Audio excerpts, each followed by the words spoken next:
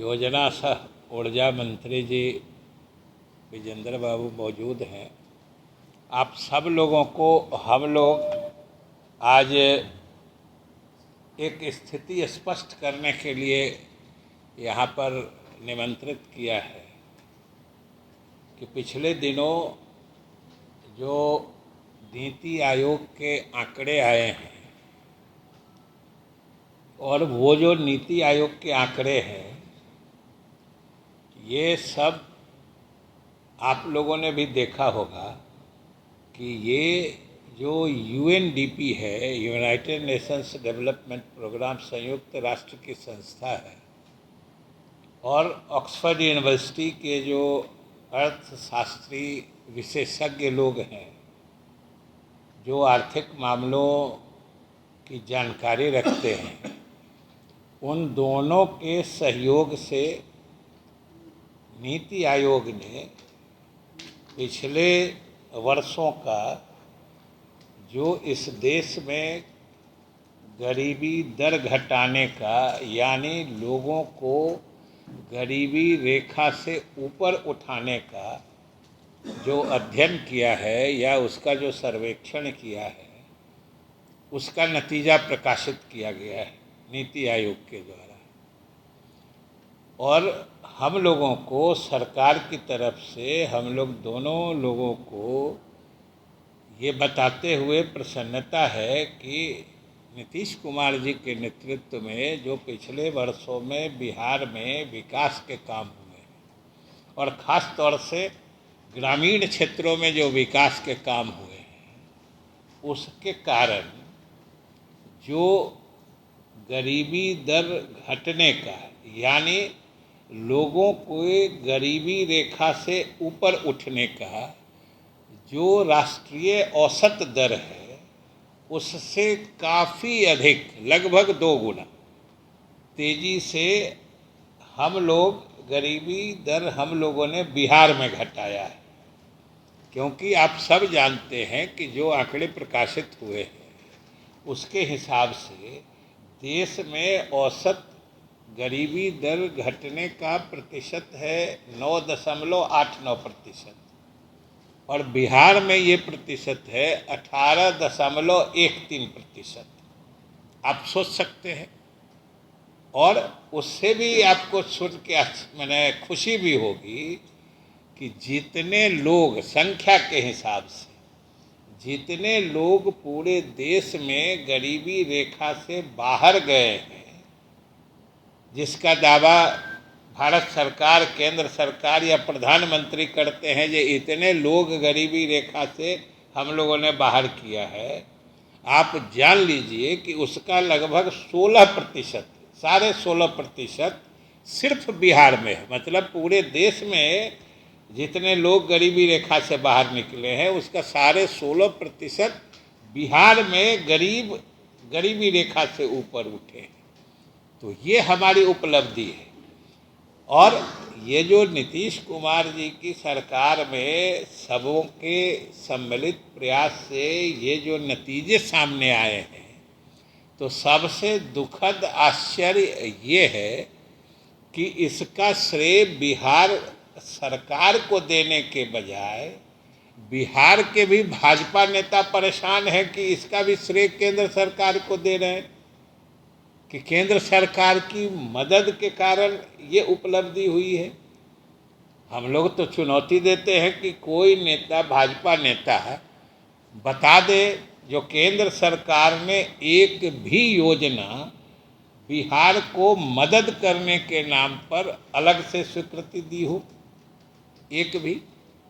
और जब सबको संविधान सम्मत या जो वित्त आयोग की अनुशंसा होती है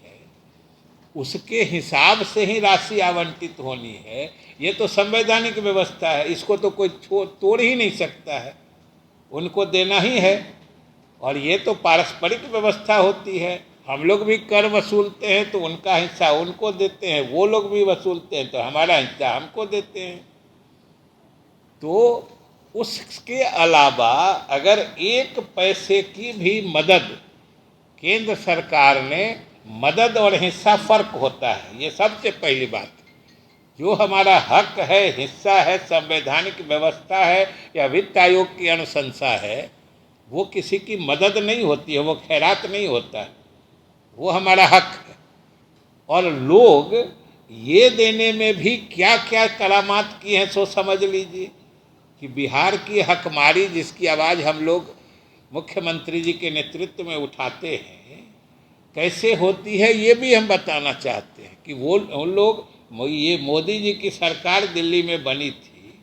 उसके बाद कैसे घोषणा कर दिया कि हम जो सेंट्रल डेवोल्यूशन होता है, जो केंद्र से राजस्व राज्यों को दिया जाता है, वो 32% से हमने 42% कर दिया। ये बराबर कहते हैं लोग, भाजपा के लोग। लेकिन बिहार की हकमारी, अब बिहार के साथ बेईमानी कैसे हुई कि उसका जो हॉरिजेंटल मतलब 42% तो आ गया राज्यों के लिए, 32 से 42 हो गया, लेकिन उस 42% का बंटवारा राज्यों के बीच में कैसे हो, इसका जो मापदंड बना, इसका जो क्राइटेरिया बना, तो समझिए बिहार को जो 32% रहने से पूरे राजस्व का लगभग 11% मिलता था, वो 42% हो जाने के बाद वो 10% से भी घट गया। ये तो हकमारी का नया नया तरीका भारत सरकार ही मोदी जी के नेतृत्व में ईजाद करती है। देखते हैं अगर 2 हिस्से में लीजिए तो सिर्फ इनके कार्यकाल में जो हमारा ड्यू पुराने क्राइटेरिया के आधार पर जो चला आ रहा था, इनके 2014-15 में आने से पहले जो व्यवस्था चली आ रही थी, उस हिसाब से छोड़ देते, नई व्यवस्था करके जो इन्होंने राशि भेजी है,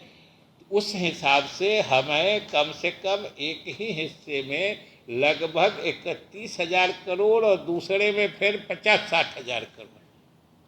सोचिए कितनी हमारा हकमारी हुई है। पुरानी व्यवस्था रहती हमको लगभग 70-80 हजार करोड़ रुपया ज़्यादा मिला होता अभी तक। तो ये तो व्यवस्था ऐसी करते हैं कि बिहार जैसे प्रदेश के साथ नाइंसाफ़ी होती है। और जब बिहार अपने संसाधन, अपने कुशल वित्तीय प्रबंधन और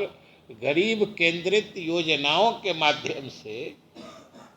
हम अपने नागरिकों को गरीबी रेखा से ऊपर उठाए हैं या उसमें हमारी सफलता देश में सबसे अच्छी रही है, तो आज इसका भी श्रेय लेने के लिए परेशान है। कोई भाजपा नेता बताए ना जो भाई क्या उन्होंने दे दिया है बिहार को। हम लोग तो विशेष राज्य का दर्जा मांगते मांगते थक गए, नहीं देते हैं। जो हम लोग सुविधा मांगते हैं कुछ नहीं देते हैं।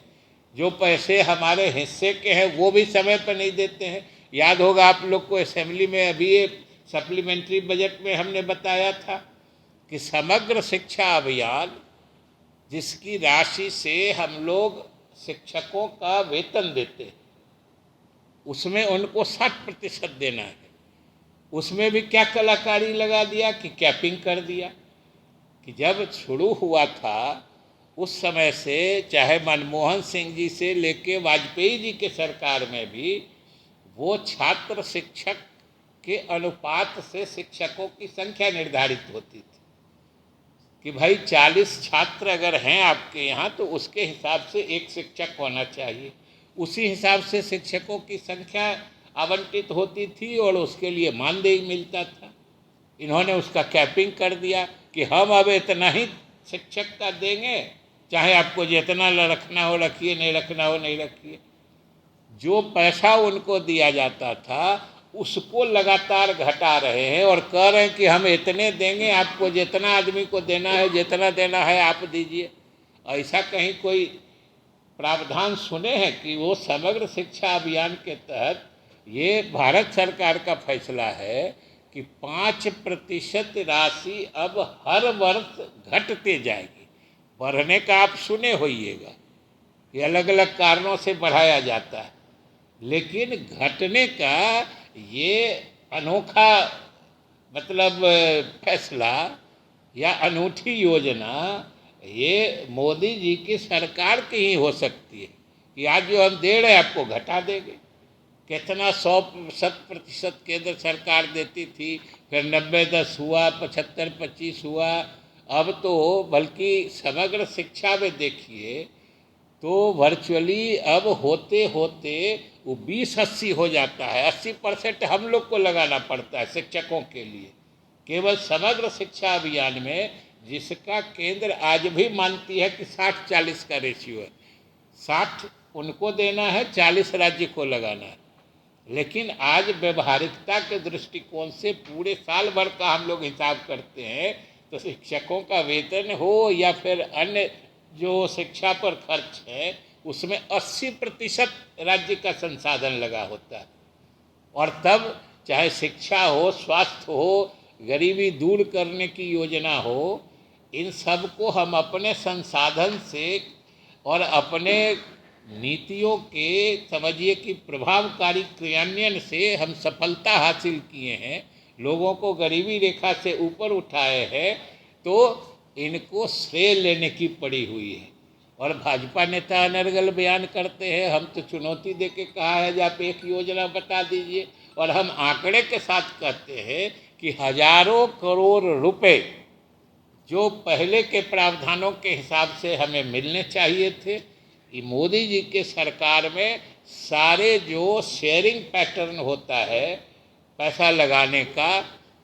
अब सेंट्रली स्पॉन्सर्ड स्कीम जो केंद्र प्रायोजित योजना कहते हैं उसकी बात ले लीजिए, इन्हीं का फैसला है कि कम से कम रहेगा, रोज बढ़ाते जा रहे हैं, है कि 30 तक होनी चाहिए, 100 से ऊपर कर दिए हैं।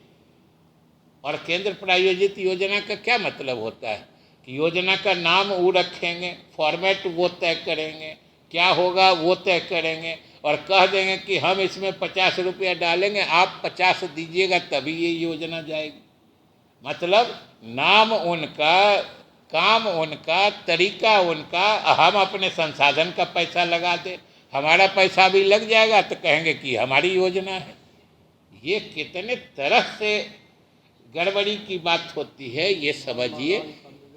तो इसलिए हम आपको यही शेयर साझा करने के लिए और आपके माध्यम से बिहार की जनता को बताना चाहते हैं कि आज अगर गरीबी दूर करने में या लोगों को गरीबी रेखा से ऊपर उठाने में बिहार की उपलब्धि देश में अव्वल है, सबसे ज़्यादा है, तो ये सिर्फ और सिर्फ राज्य सरकार की कुशलता, जो कुशल वित्तीय प्रबंधन से लेके